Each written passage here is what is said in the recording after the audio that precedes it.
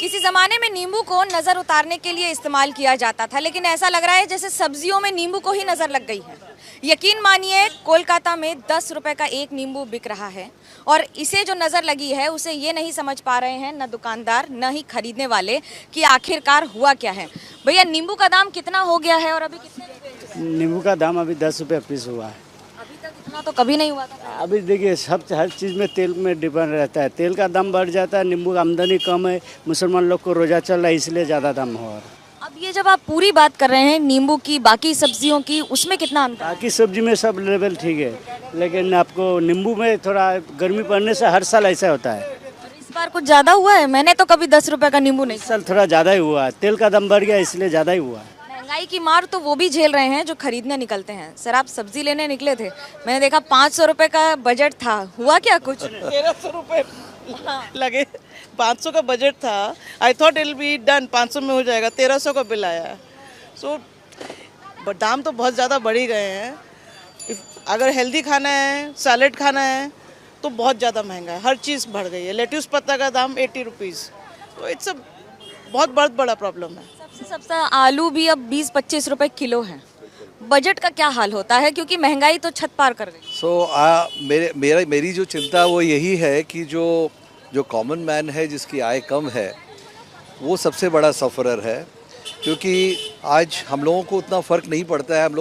हमारे बजट में 2-4 हज़ार रुपये महीने का बढ़ जाए तो फ़र्क नहीं पड़ता है, लेकिन जिसकी आय 12,000 या 15,000 रुपये महीने है, जिसको अपने परिवार को पालना है, उसके लिए खाने का खर्चा महीने का 2,000 रुपये बढ़ जाना बहुत बड़ी चीज़ है। और मैं ये समझता हूँ पिछले 2 साल में जो पैंडेमिक आया है, इसमें करीब आदमी का खाने का और जो बेसिक कॉस्ट है वो 1.5 हो गया है, 50% तक बढ़ गया है, the inflation doesn't reflect that. Actually, it is much higher than that. And I think one of the biggest culprits is also the fuel cost, for which the government has been neglecting for a long time. अगर fuel का cost जो 70 रुपये 80 रुपये litre था वो 110 रुपये litre अगर हो गया है, obviously everything has to go up. all the prices have to go up. सारी सब्जियों के दाम तो बढ़ रहे हैं। मैम, आप यहाँ सब्जी खरीदती हैं, दाम कितने रहते हैं? पहले बजट और अभी के बजट में क्या अंतर आ गया है?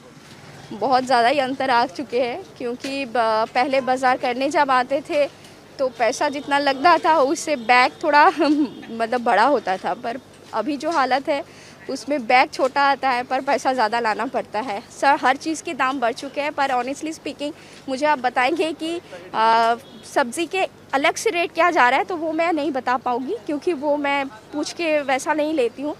पर आगे से बहुत ज़्यादा दाम बढ़ चुका है, क्योंकि पेट्रोल डीजल का अगर 14 दिन में 12 बार उसका प्राइस हाइक होगा तो ऐसा ही होगा। अगले दिन में और भी बढ़ेगा, और हम लोग जो आम आदमी है उन लोगों के लिए और भी मुसीबत आने वाला है। मुसीबत आ रही है। पश्चिम बंगाल सरकार में मुख्यमंत्री ममता बनर्जी ने आज ही बैठक भी बुलाई है कि आखिरकार सब्जियों के बढ़ते दाम को कैसे काबू किया जा सके, और बाकी सारे सामान जिसका दाम बढ़ रहा है उस पर भी। लेकिन दिलचस्प होगा देखना कि आखिरकार जनता के लिए, क्योंकि आम आदमी की पॉकेट पर जो असर पड़ रहा है उस पर ये असर कब तक पड़ेगा। फिलहाल नींबू को लगी नज़र को उतरने का इंतजार ज़रूर है। कैमरा पर्सन सूरज पांडे के साथ मनोज्ञा लोईवाल, कोलकाता, ABP न्यूज़।